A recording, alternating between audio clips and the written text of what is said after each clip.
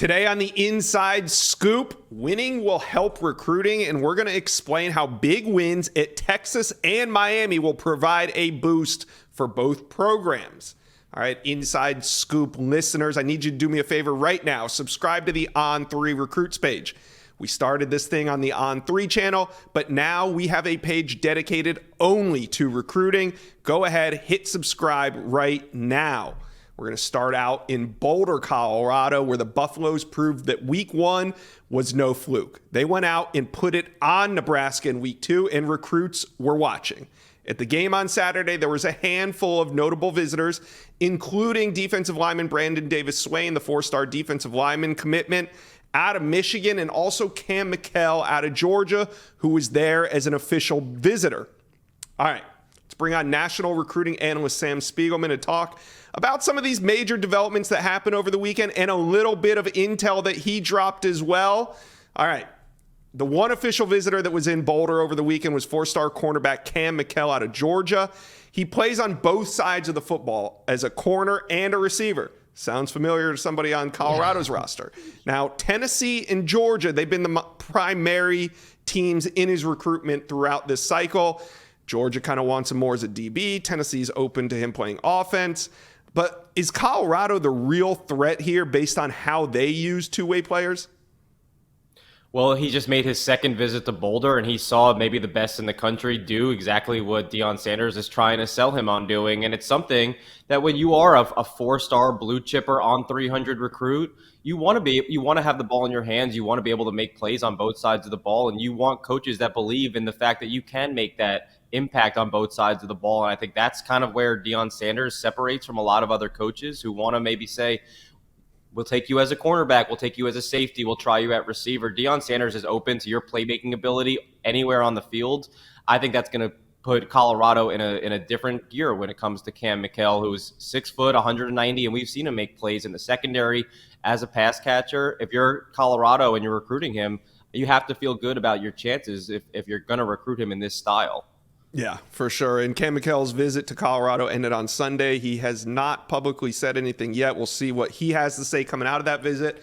We'll talk about him more on Thursday. Now, there's a couple other notable recruits that told Coach Prime that they're coming in as in for a visit, not a commitment just yet. And that's the number 1 quarterback in the 25 class, Bryce Underwood. He's going to visit for the USC game.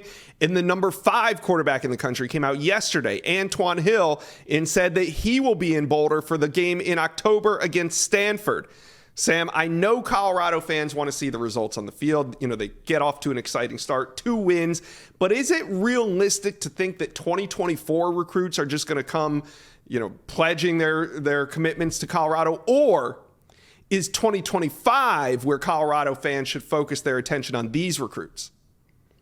Yeah, well, listen, this is Deion Sanders we're talking about. And as soon as he got to Colorado, he made a huge splash when he ended up beating out a lot of powerhouses for Cormani McLean.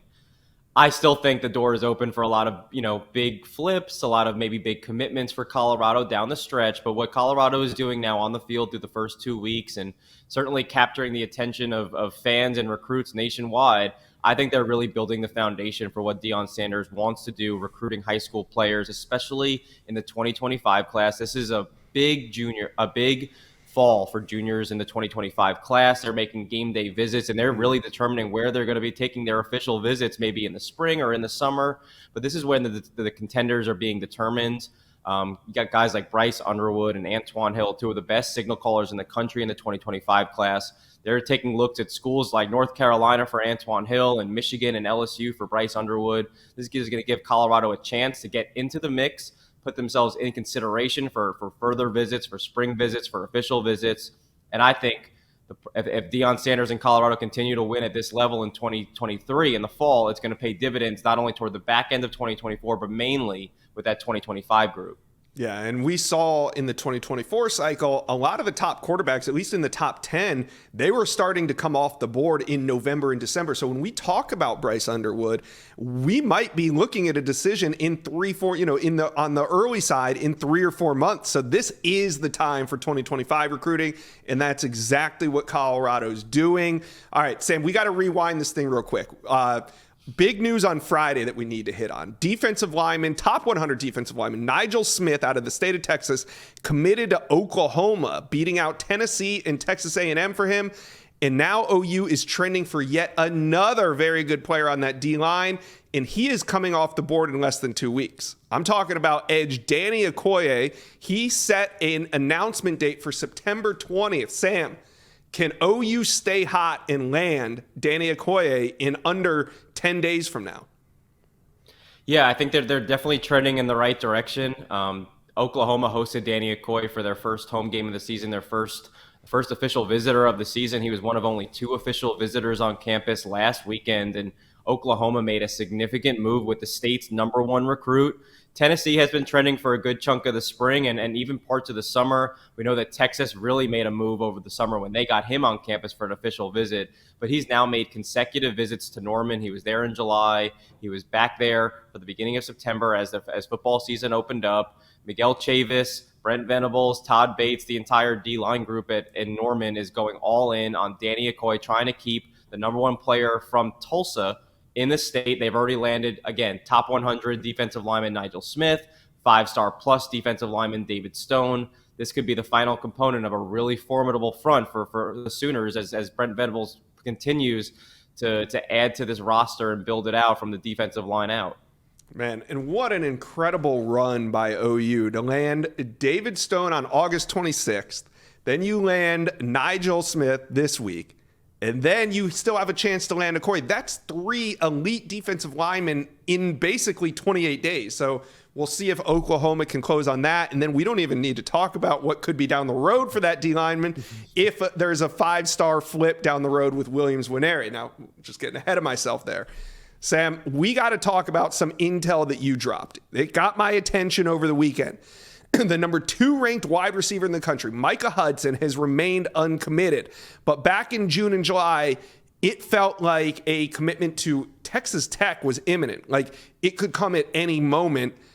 But then there was crickets. June passed, July passed, August passed, no visits, no tweets, no comments, no nothing out of Micah Hudson. But then you reported that there is a new team entering the mix for Hudson, and it's not Texas. Tell us what's going on with Micah Hudson. Yeah, listen, Texas Tech has been trending on the RPM since I think I put my pick in back in April or May, and for good reason. The Red Raiders have been trending with Micah Hudson and his family for a good chunk of time. The coaches over there have really made inroads with Micah Hudson, the 5-star plus wide receiver from Central Texas. Schools like Texas and Texas A&M never went anywhere, but I can tell you he didn't show for his official visit in Texas in June, and they've seemed to kind of switch gears and are really chasing after 5-star wide receiver Ryan Wingo. A&M has really dialed up the heat on Micah Hudson, but you have to look at Oregon as a team making the strongest push to try to get him out of state right now. Will Stein, their offensive coordinator over there in Eugene, has strong Texas ties, especially to Central Texas. They have a couple of commitments already. And they are working hard to get Micah Hudson out to Oregon for a visit. He has not been there yet, and we know his history. They play on Friday nights at Lake Belton, and it's been very hard to get him out of state. He no-showed at G-Day in Georgia. He's not attended, a lot of schools like LSU and Tennessee and Ohio State have worked very hard to get him out of state. There is a lot of interest. I have heard from sources between Micah Hudson and Oregon. A visit is in the works, and they're hoping to get that in season. And if there's a team right now that's going to push Texas Tech, you have to look at the Ducks and the work that they're doing behind the scenes with one of the top uncommitted pass catchers in the country out of the state of Texas. Such an intriguing recruitment because it's not like the others, right? Micah Hudson's only taken one official visit. He went to Texas Tech in the middle of June and hasn't gone anywhere else. And like you said, it's very hard for him to take in-season official visits. So I'm just connecting the dots here, but does this kind of lead you to believe that Micah Hudson will be making a late decision? Because if he wants to take his officials, he might have to wait until November or December to do so. Yeah, one thing we talked about Texas Tech trending for Micah Hudson for a good chunk of the offseason, but the reason he didn't commit, he wants to be 100% when he makes his decision. That's very cliche, Josh. I know you've heard that time and time again. I have as well. But with Micah Hudson, he's just a different kind of kid, and he is very sincere about that. He doesn't want to flip, and he wants to be if I am Micah Hudson committed to this university, then he wants to represent that fully. And I think the fact that he didn't commit or make a decision before his senior season showed that he wasn't 100% in any direction. I think that opens the door that he wants to be 100%. He'll take any extra visits he needs to, whether that's getting back to Lubbock or making it out to Eugene or College Station. I think this is going to play a little bit longer than he anticipated, only because he wants to be fully sure. He doesn't want to be one of those kids that flips or decommits. When he commits, it'll be over, and that wait is going to continue a little bit. Yeah. Hey, I get it. It makes sense. It's his process. He should go about it the way he wants. But I do think that it's really interesting that he has not pulled the trigger yet on Texas Tech. And now you're hearing what's happening. Oregon in the mix. We'll see if Texas A&M can get a foot in the door. Sam, you keep us updated on Micah Hudson. I'm going to go talk a little Miami and Texas recruiting after those big wins. Thank you for stopping by today on the Inside Scoop.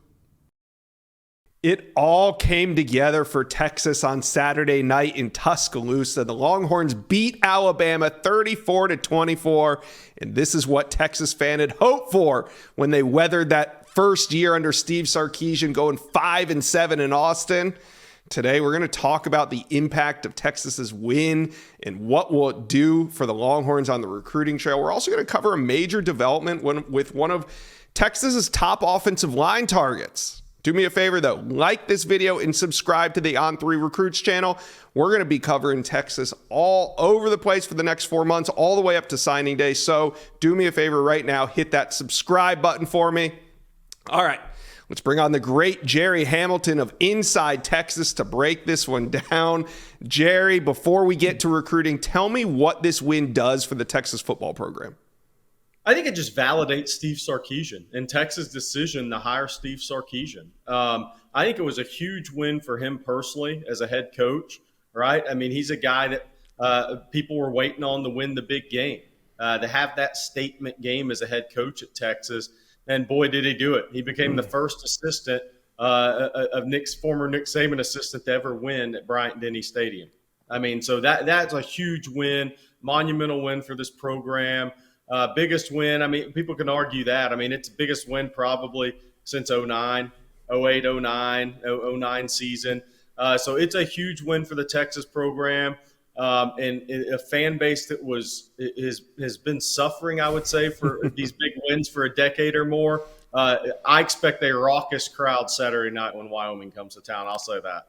Oh boy. So we're going to talk about what's coming to Texas next weekend. But before we get to that, Gerry, what does a win like this mean to the Texas program on the recruiting trail? Yeah, it's often we talk about this class, right, Josh? But it's often the future classes. Yeah. Because one of the things with the Alabama game last night, there were more kids from Georgia probably than the other state. That's a state Texas wants to get into. That's the first time those kids had watched Texas play in person. So prior to Texas move to the SEC, they've had success in Florida and Louisiana.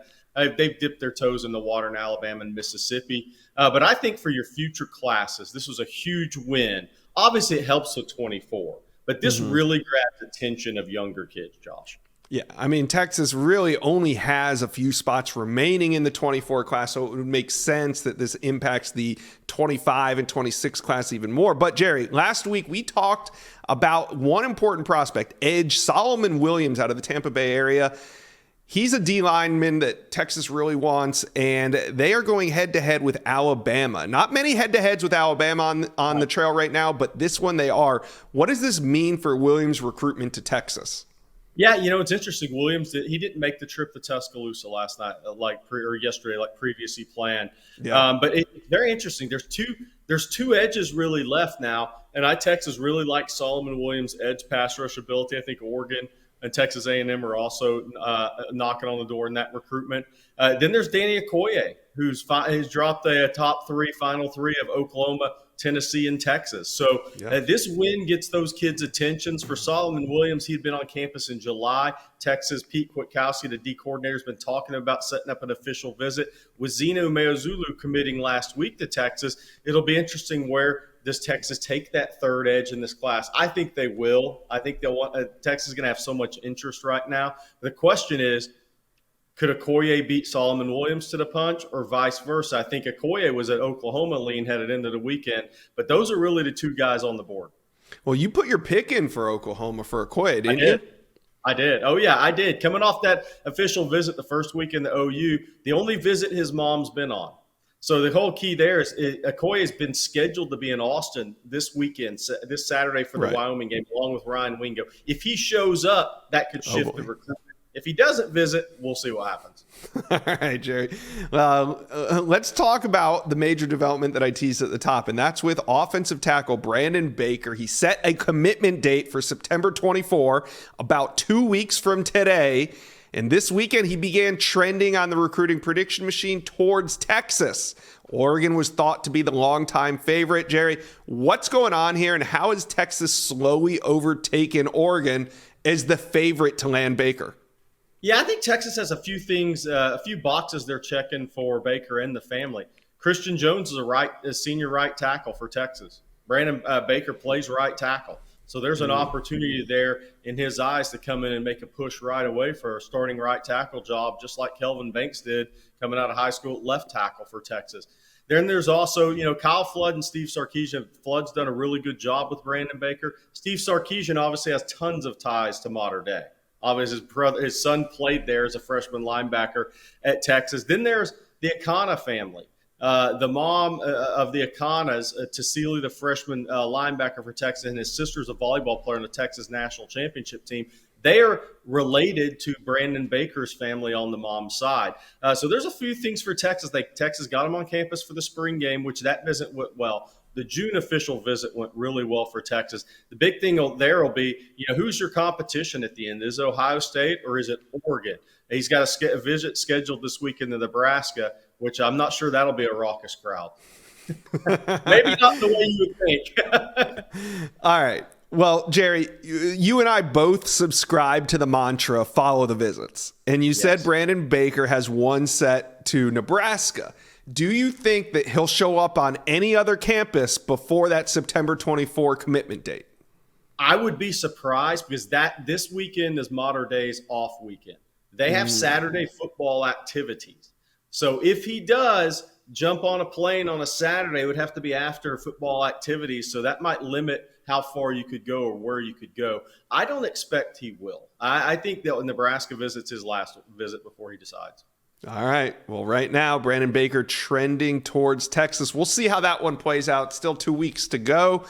Gerry, if Texas keeps winning, though, can they get aggressive on the recruiting trail? And is there any prospect or prospects that they would like to double back on that committed elsewhere, and now that they're winning, now that they got all this momentum, maybe make a flip down the road?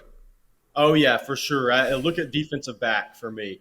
Corey Gibson committed to Clemson. Wardell Mack committed to Florida. There's one thing about Steve Sarkisian and the staff. Since they've arrived in Austin, they don't back off their plan A's in recruiting. They recruit these guys through the whistle, as I like to call it, And Wardell Mack, Corey Gibson, Texas remains in contact with those guys. I'll be surprised if you don't see one or both of those guys on campus at some point during the season.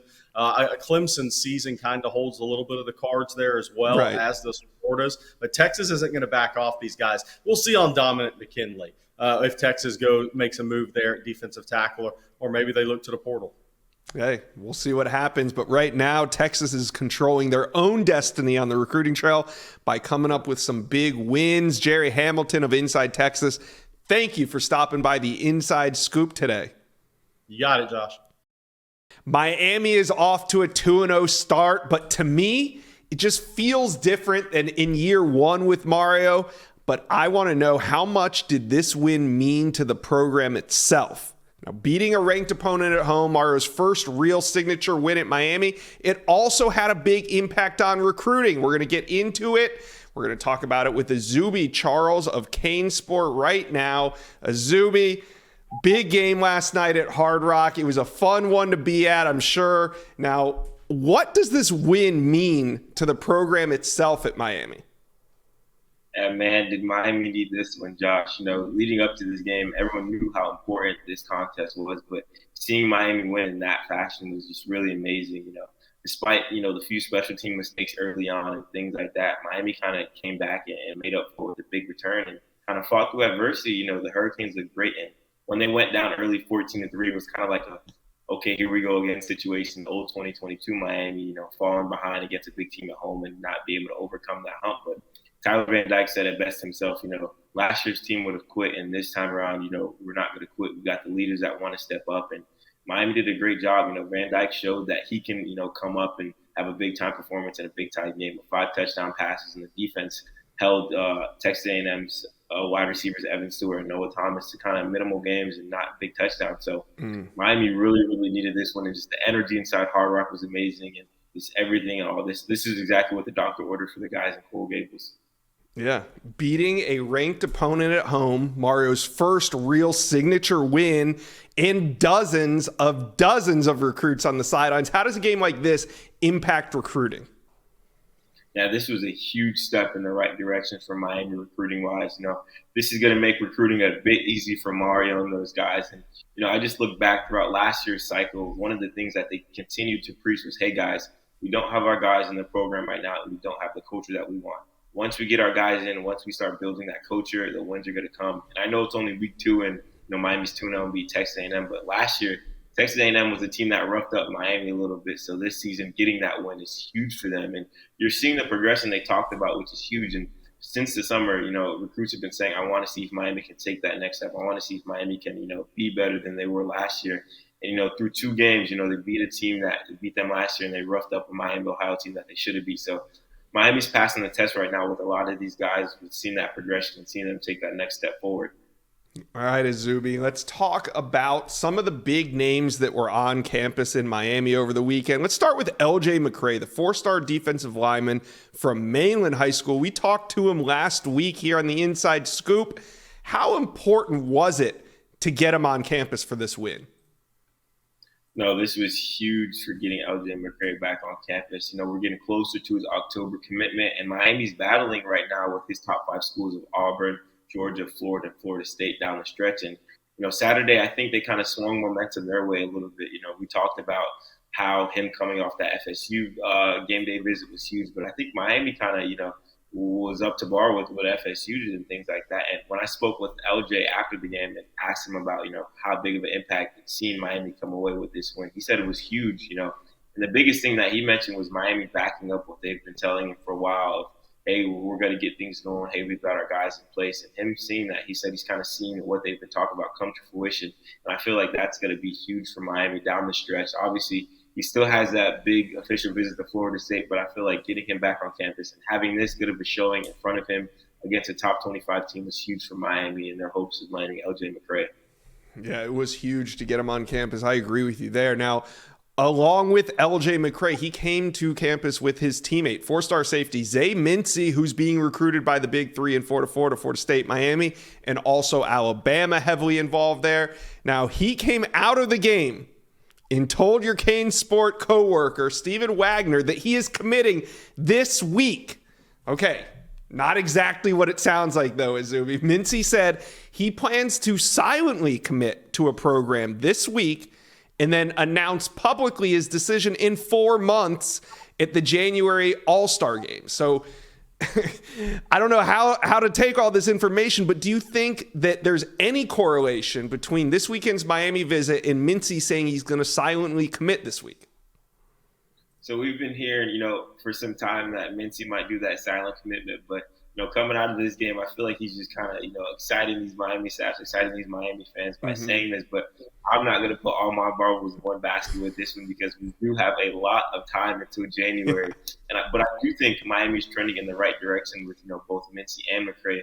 Mincy's returning to South Florida Saturday was the first time since the summer where he kind of made that sneaky, unexpected visit to Miami. And Miami's been really putting that full court press on him and really, really trying to keep, the top, one of the top safeties in the country home.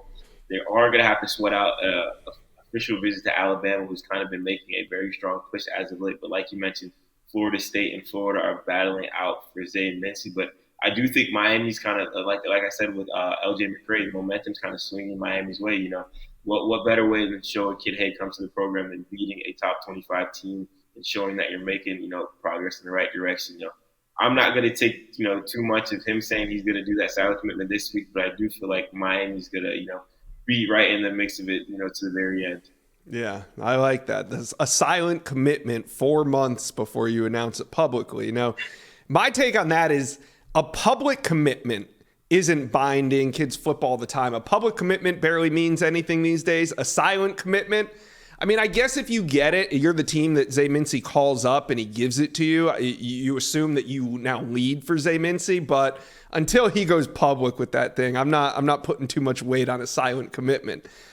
Does this win help solidify things for some of the commitments? Mainly speaking about wide receiver Chance Robinson, JoJo Trader. These are two recruits that other teams have not let up on. So they were both in the house for this one. Do you think this helps kind of solidify that?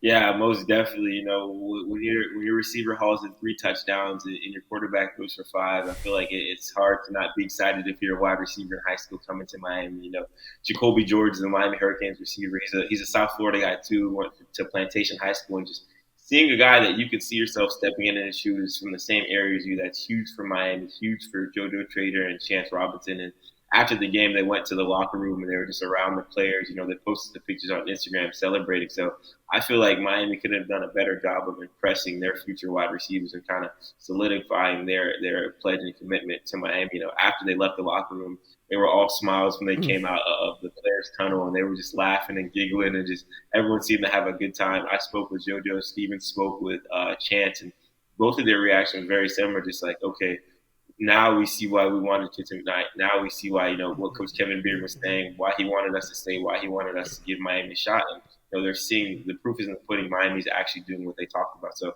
I feel like this game went a long way for Miami. If they continue to have showings like this, what I fully expect they will, I feel like those guys are going to be locks for Miami come January.